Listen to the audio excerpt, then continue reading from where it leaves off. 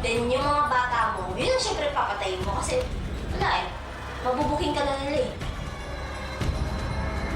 Yun talaga yung ang tawag sa amin talaga, parang killer talaga. Yun talaga. Kahit kaya ginagawa mo sa akin, anak pa rin kita. Actually, the most that you can really tell the public, it's collateral damage.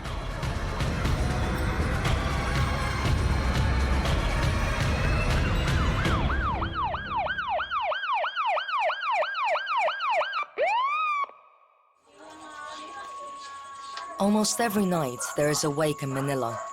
That's the new reality in the Philippines. While the government is focused on eradicating drugs from the country, bodies are piling up everywhere. Over 12 million Filipinos live in extreme poverty, and many sell drugs to make a living. This is one of the poorest parts of the capital, where people sleep on graves and kids are used as human shields.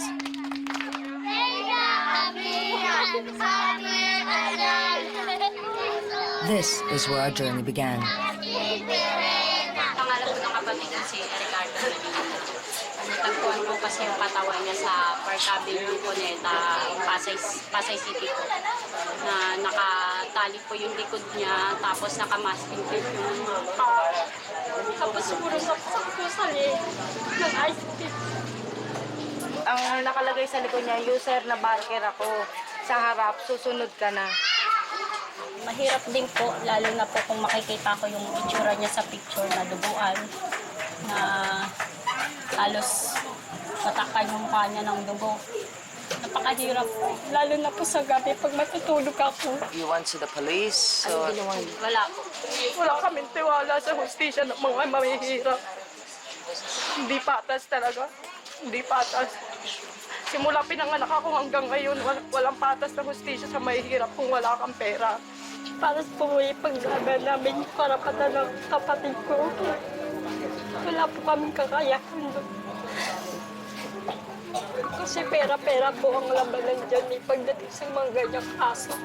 Nagagalit ako kasi hindi lang kapatid ko ang namatay, marami na sila. May mga pamilya yun, may mga nagmamahal doon, mga walang pera yun. Nasaan yung hustisya na sinasabi nila? Hindi kami naniniwala sa kanila. Some don't even have the money for a funeral, let alone an investigation. Round the corner from here, there's another wake. Sometimes kids play cards to try to win enough money to help their friend bury a loved one. Sino yung wala kanina? Ako naglagay ako, di ba kanina shadow tayo? Mga alas 10 po, nagtawag po siya sa kanto. Mga alas 3, hindi pa rin po siya nauwi.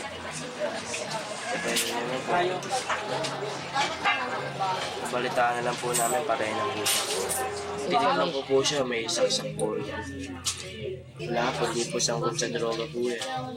Civilian po yan.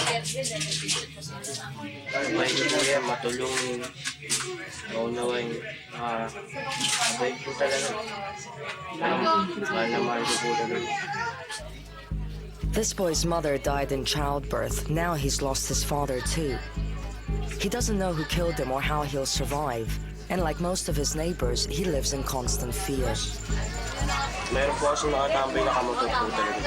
Paggabi po, hindi na po talaga kami lalabas. Nakakatakot po talaga. Ano yun, mga polis o civilian? Ewan po, sabi po kasi ng karamihan po, pulis daw po. Do you have fight? Sa ngayon po, wala na. Sa mga ginagawa po kasi nila, hayop lang po hayop lang po para pinapit.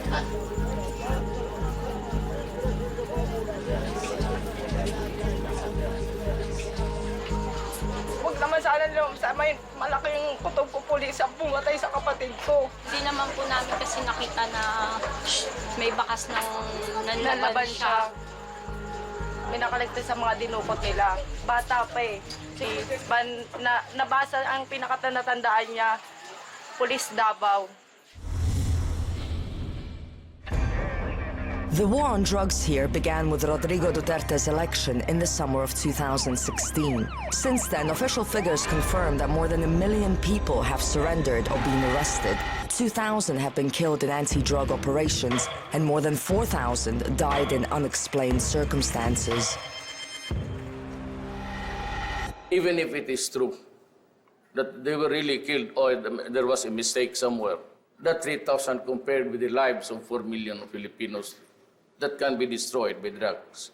What do you say to a mother of that one innocent person? How can you excuse that? It's a collateral damage. Sometimes the vigilance, they bomb a hospital and they say, well, we did not expect that there were patients inside. We thought that it was vacant. No, same here. We didn't meet President Duterte until much later. At first, we wanted to know more about who's doing the killing and why. Having witnessed our first wakes, we headed to the Human Rights Commission with our local contact. He's been following drug-related killings for several months. Sorry, I'm late. It's okay, what happened? Last night was crazy. I'm filming the killings and there are 11 people killed. 11 people? Yeah. Where? Around Metro Manila. There's one thing in common of all the killings. They rob them before they kill them. And it's maybe Before they they kill them? Yeah, I think they it's one to show that they have signature way of killing, like it's vigilante. They wrapped it and there's a and there's a saying here that I'm a pusher. I'm addicted to drugs, I'm a biker, don't emulate me. So brutal. And one of the journalists don't want to take photos anymore. Too much killing. We see an alarming increase in the number of deaths that ripe with allegations of extrajudicial killings. There is one of the surviving kin of the slain victims in a case of an alleged extrajudicial killing. Both her husband and the father-in-law were actually apprehended from their homes and then eventually brought to the police station, and later they were found dead. The woman she's talking about is in the witness protection program, so we were asked to conceal her identity. It can be dangerous to speak out against police corruption, so this wouldn't be the first time we'd be asked not to show a face. Then, yun po, diyan po talaga asawa ko na hinahanap yung drugs na pati yung anak ko po, yung 2 years old, 2 and a half, na girl na babae, anak ko, na pinabad po yung panty, tinignan yung pet kasi nandun daw po yung drugs sa bata. In this case, there's no search. There was no search or arrest warrant. So they searched for drugs. None were found actually. Kasi nahuli na po siya doon eh. Una, caracus, gambling. Then pangalawa po, drugs. So ano naman po, arrive na po lahat yun. So umabot po ng 30 na labas namin pera. Basically, you can fix the deal even just in the mobile car outside after your court. It can be fixed. If it's not totally fixed, what will happen is that they will lower the charge. When you get to the precinct. Ginagawa po nila, pag nahuli ka, pero alam po ng hepe mismo ng Station 4 kung ano po mismo yung kalakaran dun sa Pasay. Kasi dumataan po lahat sa kanya. Can she tell us about how it ended, the story they told her? Basta last nasabi lang po niya sa akin, medical daw po sila. Kasi sobrang binugbog na po talaga sila. Ang pagkakalampang sa amin po nila dun, sa side na nandun po kami, tiyatanggalan ng posas yung tatay, then nanlaban, kinuha daw yung tatay yung bala ng kaya daw pinaputukan.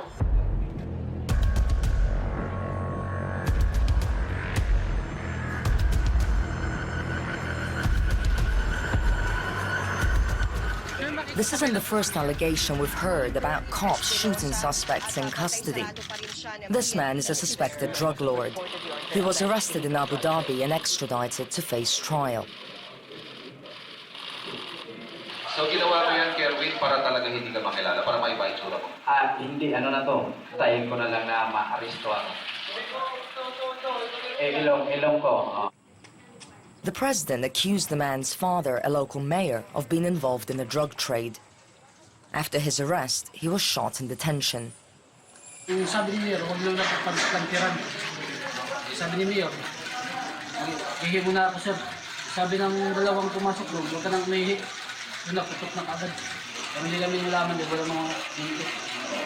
Nakasabihan, isa na ka-inform, pero walang minti na ilagay. Ano pa lahat? Nagdadaga pa kami. Nagsasabihan pa nga kami na pag magsalita kami, babalikan kami kagad. Babasin din kami. Kerwin Espinosa is expected to reveal the names of several officials with ties to the drug trade, so he's often seen in a bulletproof vest because of safety concerns.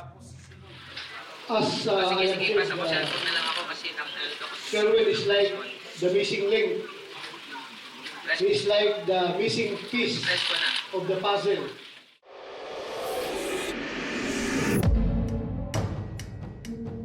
Some fear for their lives behind bars, but for others, being in custody is safer than the streets.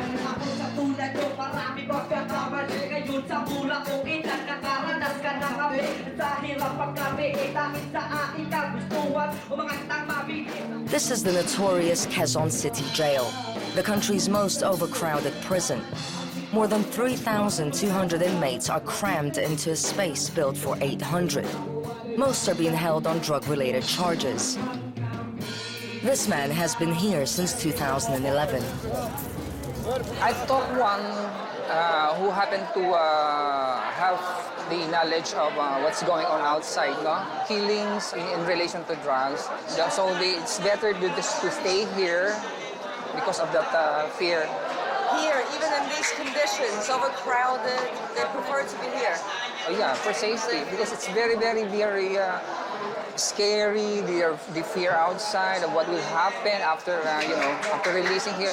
Because there are many, many cases that been documented na after they were released after 1 week, they were killed.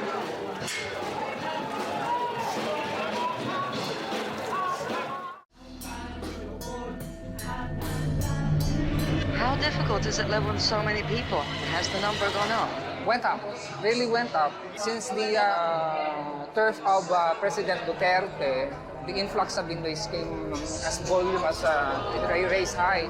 I think we reached about 4,200 then. It was so very congested here. My secret, just go with the flow.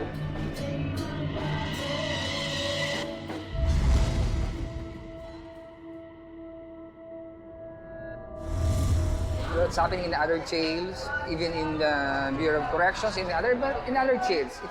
It's one thing that it's concerned because of the laxity siguro of the security. They go for the entry of illegal drugs. In fact, guards, they smuggle drugs. I feel sad because for me, it's failure for the Bureau. Why?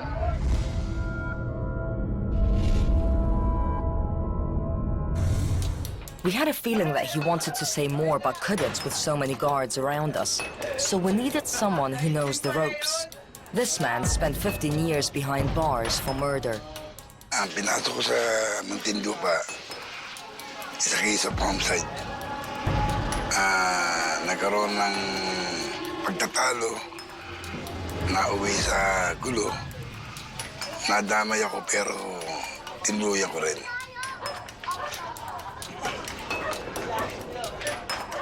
Dalawa na nasakta ko, parang tigok.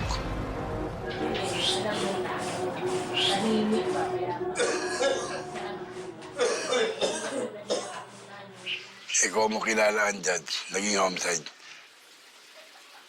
How do drugs and weapons end up in prisons here? Have you seen yourself when you were there how it happens? I was the commander in our gang. In your prison gang? Yeah, prison gang. We have 14th Brigade in Muntinlupa.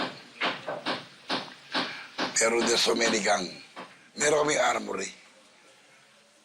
Kompleto gamit doon. May baril, may jungle bolo. Meron kaming mga gumagawa talaga, tatawag na panday.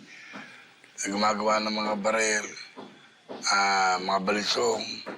Talagang ginagawa sa loob ng bilibid, sa 5. Umu-order kami sa mga prison guard ng mga materyales para sa baril. Tapos naman, Oh, so you have some guards that are helping some prisoners. For what? What's their benefits? binibigyan namin ng pera. For example, 20 tao, 100 tao. Where do you find the money to give the guards? We have shabu laboratory. Ngayon, yung shabu, pag dumating naman ang mga liquid, ang co-inmates namin, na member ng 14K, sila talaga ang chemist namin. Sila ang gumagawa ron. Pagkatapos magawa, it takes 18 hours. May mga buko juice flavor, strawberry flavor. Kaya pag nag-spread, kahit malakas ang hangin, amoy buko sa loob ng bilibid. Pero siya po ginagawa. At pagkatapos yun, malalaking tipak yun. Binibigay namin sa ibang inmate para kalusin yung takal-takal. Pagkatapos ng mga takal-takal, we put in sachet, tapos binibenta namin.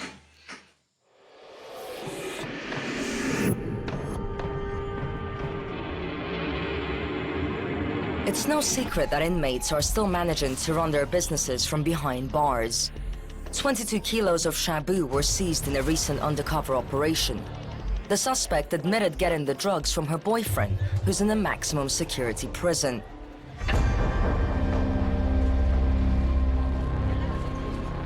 We wanted to know more about the underworld here, so we went in search of one of the so-called vigilantes.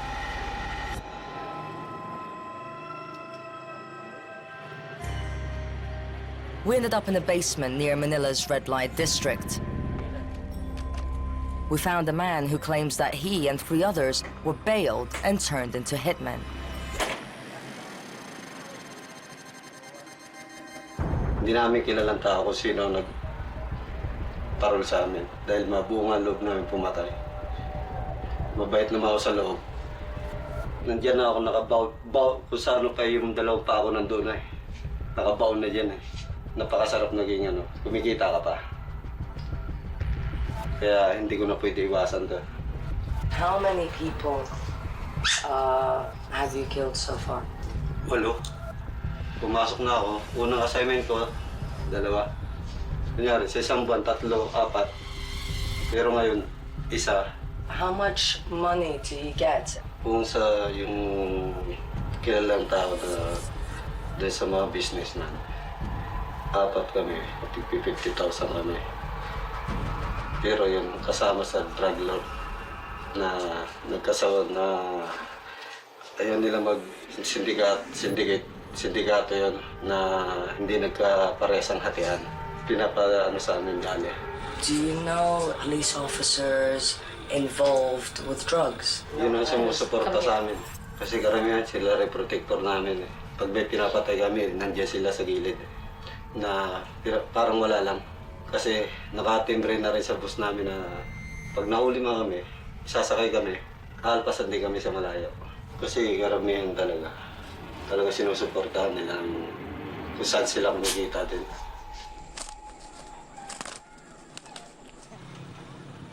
We needed to check out how the police operate and what they have to say about corruption. We headed to South Cotabato on the island of Mindanao. Here, the authorities are constantly monitoring troubled areas. That's because, as well as drugs, the Philippines has also been battling religious extremism for decades. Some user and pusher are already surfacing. The terrorists here on the other side, but they are scattered maybe all around the area. Which are the terrorist groups that you There are Abu Sayyaf, there are BIFF, they relate themselves to the IS, Islamic State. So there's the Mauti group. So there are the terrorist group here. One strategy the authorities use to minimize criminal activity is showing their presence and talking to anyone they deem to be suspicious. Ito. Ba't ang pangalan? Pizza, tapos ang ngalan. Pizza subong? Mm-mm. This is Operation Oplan Tokhan, meaning knock and plead. It involves police officers knocking on the doors of potential users and pushers and asking them to sign a document promising not to use or sell drugs. If they know or learn about anyone else doing it, they have to inform the authorities. What is that? A suggestion box. So if anyone knows any information of Yes, ma'am. someone using or selling drugs, they put here? Yes, ma'am. Any suggestion open to the PNP to adjust to them. Number 3, iba yung suporta ang ating iaabot sa pasahunta. Some human rights organizations have spoken out against this policy, saying it's coercive and a step too far. Where are we going now? We will be going to Ambalgan, one of the hotspot village here in Santo Niño town. It's where the drugs from Muslim Maguindanao, they drop all the drugs there, then they do the partition of the drugs before they sell it to nearby towns. We're here. Oh, they're running. Someone's running there. There's two running, yeah. Two running. Every time there's a raid, they run here and go to cross the river and to the mountains. They already crossed the river. This is exit point. That's how they get away. Yeah. Hindi mo manan, bisan ara sa gilid ka balay mo. This is the house of the #1 seller here. Where is he now? Hiding. He's one of the #1 suspect. Wanted. He's on the wanted list. They do the selling here. You can see here. These are shabu sachet. These are shabu sachet. So you can find it anywhere here. Pero open siya po nagdarakap no. Open siya po. There's a sachet here. Sachet. This is big one. It's around 1,000 pesos. You've become an expert. Most of the transaction happens in this house. They have very strategic way. You can see this one. So they just dig the soil so that when there's a police operation, the police will be stranded here. I see. First there, then second here. So they cannot reach easily the house. I see, okay.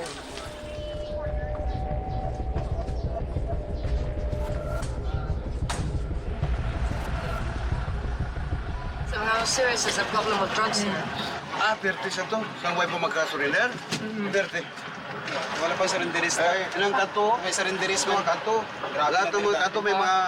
Grabe yan dito dati, yung hindi pa nag-surrender yung mga... Kahit doon sa may highway, sa mga waiting shed doon, nandun sila, parang nag-binta ng kamatis. Is that their way of making money or they're just addicted? It's because it's a depressed area, so probably one of their livelihoods is just selling drugs. Hey Mom, good morning. Hello. Good morning. Just like in other countries, many people here are driven to criminal activity by poverty, poor prospects, and the allure of easy money. Slum areas are some of the worst affected. Maria Fe is a single parent who welcomes the extra security and monitoring that the campaign brings because she can't cope on her own. Hanggang sa dumating ang puntong silang tatlo na nag-aaway-away, nagkakasakitan, nagsasaksakan na silang tatlo. Anong magagawa ko? Mamaya pati ako saksakin. Pero tatanggapin ko. Ang binigay sa akin ng Panginoon eh. Tanggapin ko na mabaril si Joel o ano pa man. Para manahimik na din. So,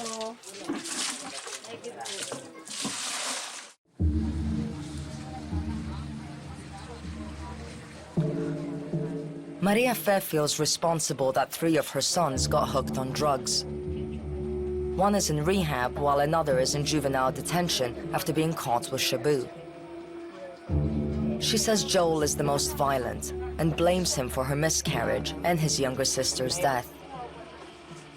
sabi niya, Mama, si Ashley May, sinuntok ni Kuya Joel, pinagsisipa sa ulo. Sabi ko, bakit? Kaya nung last namin ni Ashley May, pumunta siya dito, kinausap ko siya. Halos nagwawala siya, gusto niya basagin yung sa loob ni Ashley May. Sabi, sumigiyak siya sa akin, humingi siya sa akin, so sorry sa ginawa ko kay Ashley. Kung hindi si Ashley, wala lang sana. Dahil din sa kanya kaya namatay ang baby ko dahil sa sobrang stress ko sa kanya. Nahuli si Joel September 20, pagkalibing ni Jordan, yung baby ko. Nagpapasalamat na rin ako nakulong siya eh. Kasi sinabihan na ako ng pulis na pag hindi nagbago si Joel, baka patay na siya makita.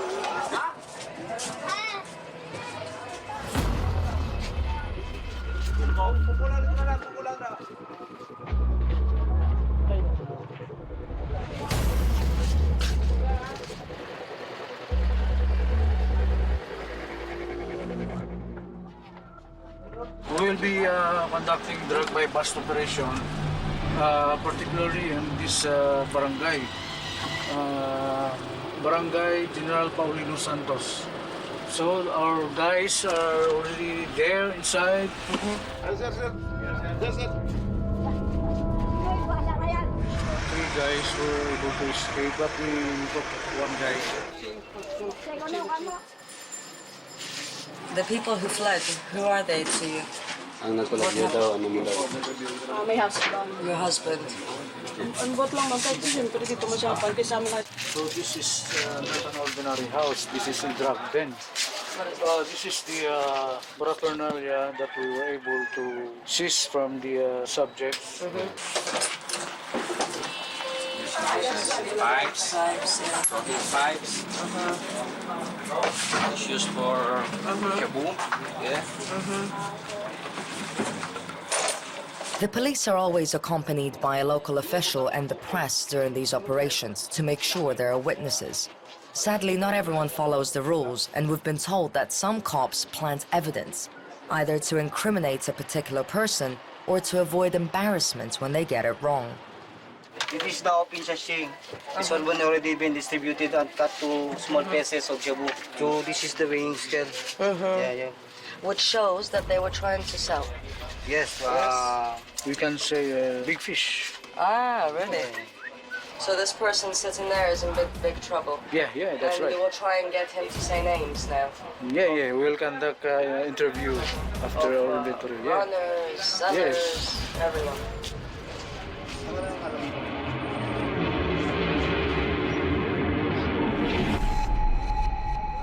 These are the illegal drugs confiscated. For example, what kind of things? Illegal drugs like shabu, marijuana. Last year, actually, we received a total of more than 900 plus. But this year alone, we received of more than 2,000. Wow. So it doubled. Would you say that the police always use appropriate force? Would you say everyone follows the law? No. For me, we cannot control their mental faculties. So whatever they do in their operation, we have no control over that. But do you investigate the police officers' behavior as well? Yes, we have a internal affairs service who investigate policemen who committed transgression. We also conduct mandatory drug testing to police personnel to know whether they are involved in using drugs, and not only that, if they are also protectors. In your experience, have you seen many police officers that are involved or no? Yes, because they want to live in style and comfort. That is why. And this is the only way how to get rich in an easy way. With so many rogue police officers, people no longer know who to trust, whether it's worth cooperating with them or keeping silent. That's what the women in this detention facility told me. Most are here because of drugs. They wanted us to tell who, but we don't want to. Others, they surrender, they give names, they die. My friend was killed by someone. Hindi natin masabi kung police yun o yung sa tao na i-reveal niya. Yung kinakatakot namin na nangyari nga kay Espinosa yung pagpatay sa kanya sa loob ng kulungan, we don't know who to trust. Though this woman admits to being a user like most of her fellow inmates, she doesn't understand how or why her name was prominent on the drugs watch list. Kinalong ako na nagpag-breastfeed ako ng bata and hindi ko alam kung anong basahan ng CI ng mga cartels. Bakit ako nila gawin. We know a lot from them, from what they do, what they say. I saw their face. Because some women here were in relationships with drug dealers, it was only a matter of time before they ended up in the wrong place at the wrong time. Many were pregnant when they were arrested, like this girl. Sir, gumagamit lang ako kasi meron akong boyfriend na drug lord noon. Drug lord po, sir. Kaya yun natuto ako. Gusto niya kasi, may edad na kasi yun, sir. Gusto niya kasi doon ako sa bahay. Mansion, binigay sa akin yung mansion. Inarkilahan niya yung mansion na 10,000. Drugs din yung... Tapos pinuntahan niya lang ako kung tapos na siguro siya mag-deliver. Yung parang huliin siya, nag-iwas siya sa akin para hindi ako madamay. Umuwi ako sa bahay na namin. Kaya yun, kilala ko yung boyfriend ko na... kilala ko yung boyfriend ko na...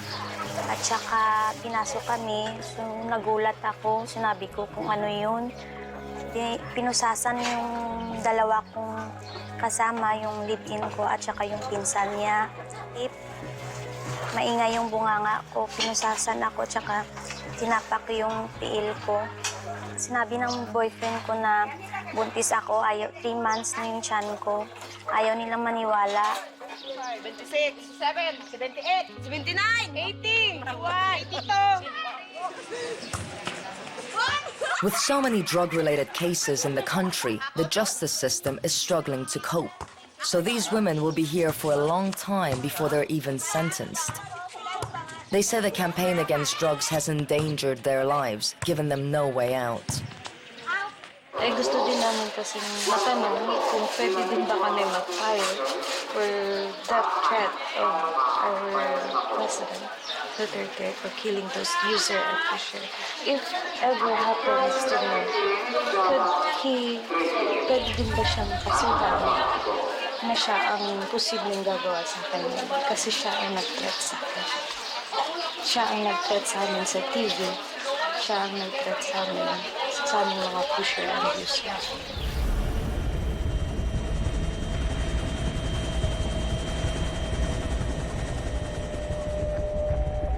It was finally time to meet the president. We followed him around for 15 hours, during which he visited fighters wounded in anti-terror operations. At 2 in the morning, he was finally ready to see us. I just brought her along if I need to retouch. Do I? If you need to retouch? Yeah? No, you look fine. Okay. The whole day, I Yeah, was in but the you jet see- following you. From the other jets. Okay. And in the In helicopters. the military camp also? Yes. Well, I'm really very sorry, but... We missed the flight, but it's okay, we got a new one. Don't worry about it. Mademoiselle, are you flying out tomorrow? We're flying out in a few hours. Not even a few hours, we're flying out at, 4:30 a.m. back to Manila. No, but you're all plane. Of course not. Who do you think we are? Yeah, commercial flights, yes.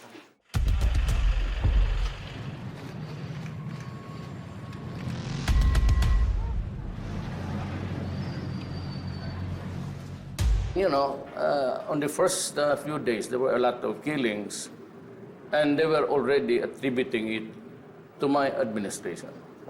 When, as a matter of fact, I did not yet give the order. Right at the outset, when I assumed the office, I had to fire about 7 police generals for involvement in drugs. We've heard of corrupt government officials, corrupt police officers. Yes, Surely there's more than 7. How are you dealing with it? We have Congress took over and they conducted their own investigation, and it went to something like this. Even the Secretary of Justice, a lady, was the one who was really doing drugs with the prisoners there inside. It's being driven by people inside the prisons. This is the drug industry. It contains about 3,000 policemen, including generals and colonels, and a lot of policemen on the ground. We discovered along the way a lot of mayors and governors were into it. So I had to issue the warning, stop, because you will regret it.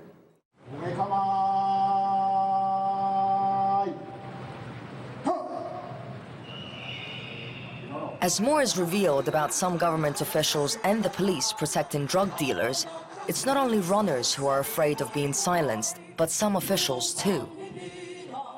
They say their opponents are abusing the campaign to eliminate political competition. I am the president of the Association of Barangay Council. I was really surprised with regards to that I was linked with the drugs.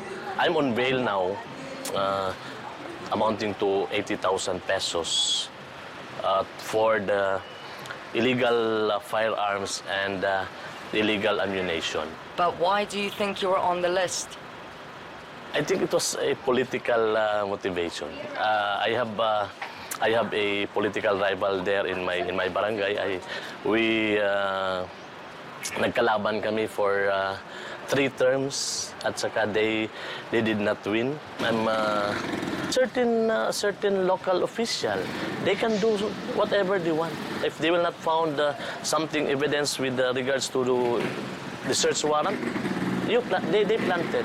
We heard police officers have motivation to get someone who is higher rank because they either get a better reward or promotion. That's why I was a victim of being a accomplishment. So you are a big accomplishment for them to get, like a big fish. Yeah.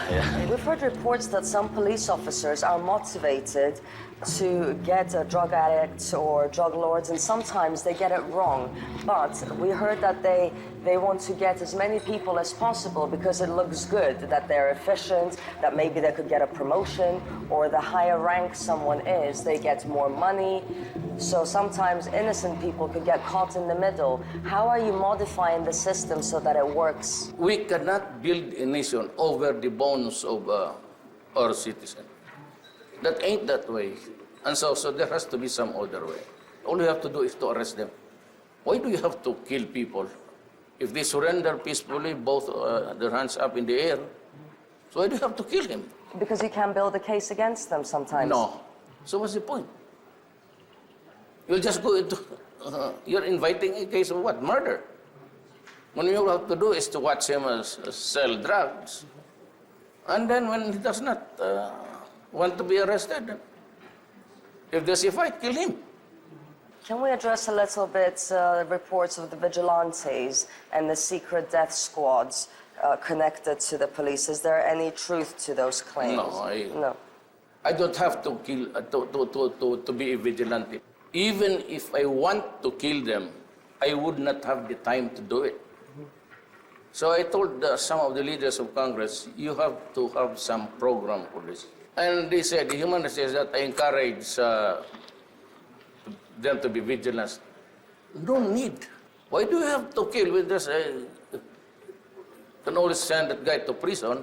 Cases here are being heard on a 3, 4, 5, 6 years. And you rot there. So why do you have to kill him? Yeah, make him suffer for his crime. Mm-hmm. And the jails are so overcrowded, it's suffering enough just being in the detention centers. It's not just detention facilities that are overcrowded in the Philippines now, but rehab centers too. Human rights organizations say the government should have been better prepared to accommodate the thousands of people who surrendered voluntarily. This is one of just 20 official rehab centers in the whole country. This is a rehab center. We cater to drug addicts. Most of them are addicted to methamphetamine, or what we call shabu. We have a capability of admitting 1,000 patients, but presently we have 1,300 patients. It is a bit overcrowded.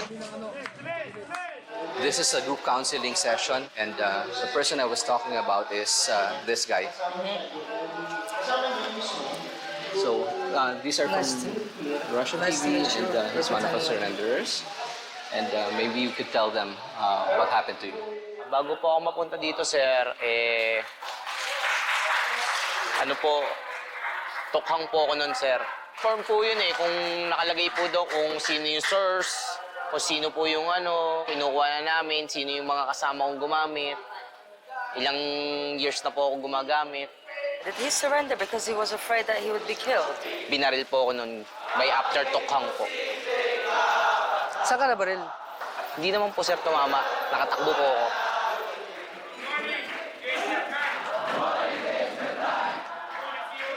This guy started using shabu and other drugs in his early teens. He says he couldn't get over his parents' divorce and wasn't strong enough to say no to friends. Nung una po, sir, kasi po broken family po ako nun. Kumbaga, naging mahina ako ng mga time na yun. Kumbaga, imbis na lumapit ako sa maayos na kaibigan, maling kaibigan yung nalapitan ko. And then, time ng session po nila yon, lumapit po ako. Pagkat ako ng pinto ay nagsesession po sila. Kala tao nagiinom lang. Ay de, paglapit ko po, kumbaga, pag-alok nila sa akin, sir, kagustuhan ko na rin po yun. This is his third time in rehab, and his wife hopes it will be the last. They've been together since 6th grade, and she found out about his drug use when she got pregnant and moved in with him. That's when she saw him staying awake for days on end and stealing money from friends and loved ones. Our problem also is selling. Tapos wala na natira. Wala na, as in, na lang. Upuan na lang. Our house was chairs. Only chairs. Bed. Selling our ref. Electric fan. During my neighborhood, it's just in bed. Kasi nga, he's just taking psycho, medicine. I feel so good. That's one aspect of recovery in the Philippines.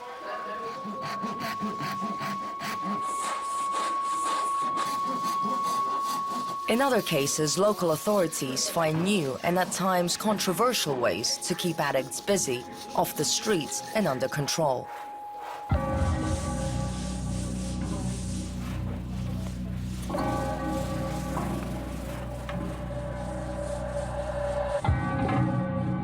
The mayor said, if you will not change your way of living, the casket that you are making, you may be the one using it. But it's just a joke.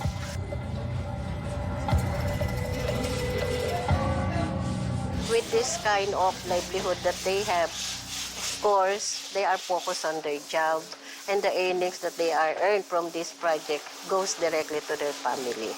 Lito is one of our surrenderies who give all his way of living now in a way that it could help his family and himself. When did you surrender? 2 months. So what happened? I surrendered because I'm scared because the Duterte's campaign drugs is dangerous, so have a lot of killing. After that, the city mayor is a program to all surrenderies. So I don't want to go to making a cassette to put in me there. So I changed my life. I'm going straight. In 2 months? Yeah. That's quick. I always scared because people killing about drugs. And can we talk a little bit about why shabu in particular is so popular, if you will, in the Philippines? Shabu in itself is relatively easy to produce and it's cheap, so it's available almost everywhere. Now, one thing they like with shabu is it is a stimulant. It keeps them awake, it also builds up their self-esteem. They have feelings of grandiosity. They feel good about themselves, that they don't care about anything else anymore. Likewise, there's a high incidence of something called substance-induced psychosis or drug-induced psychosis. They can lose control of their minds because of too much methamphetamine intake. It's this psychosis that people are scared of and the criminal behavior that goes with it, which is why many people support and applaud Duterte's anti-drugs campaign in spite of the killing spree it unleashed. Filipinos agree that at this point, drastic measures are needed, but worry that anyone could end up dead, as both corrupt officials and criminals are using the campaign to cover their tracks. The current issue right now has resulted to a divisiveness in the country. A lot of people do agree because of the fear that they have with regards criminality. It is only the methods that we decry of. So that's right, yung drugs na people. Kung meron pa rin drugs kasi nasa palibot, untouchable yung nagabigay distributor ng drugs. Untouchable.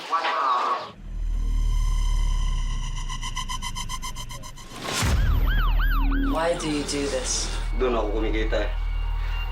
Gagamit din ako eh. Matagal ko nang...